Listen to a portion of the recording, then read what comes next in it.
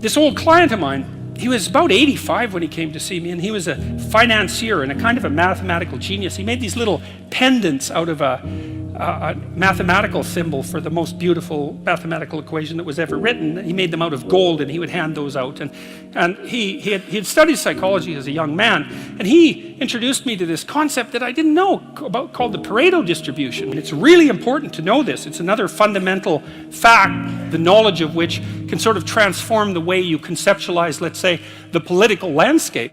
And this actually turns out to be a rather ironclad rule.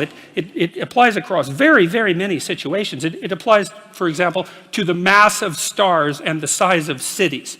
So you can see how universal it is as a law. And it's something like those that have more get more, and those that have less get less. That's the Mathew Principle, right?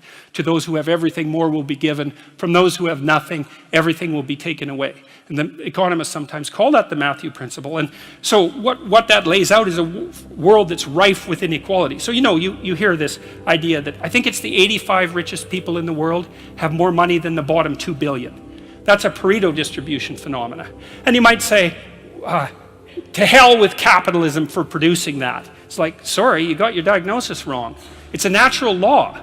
It's no matter what society you study, you get a Pareto distribution of wealth. And it's partly because as you start to become successful, let's say, people offer you more and more opportunities. And as you start to fail, people move away from you and you plummet. And so, okay, so that's rough. So what it means is that there is always a landscape of inequality. And I'm not saying that we shouldn't do anything about it, although I am saying that we don't know what to do about it. That's the thing, because you can modify the Pareto distribution of wealth, let's say, but we don't know how to do it without maybe disrupting the system so completely that it collapses, which is what happened in the Soviet Union, for example, and in Maoist China. They were trying, at least in principle, to adjust inequality.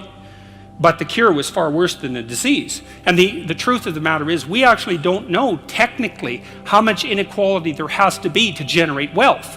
So, there is inequality. What that means is there's always going to be people around that are better at something than you are.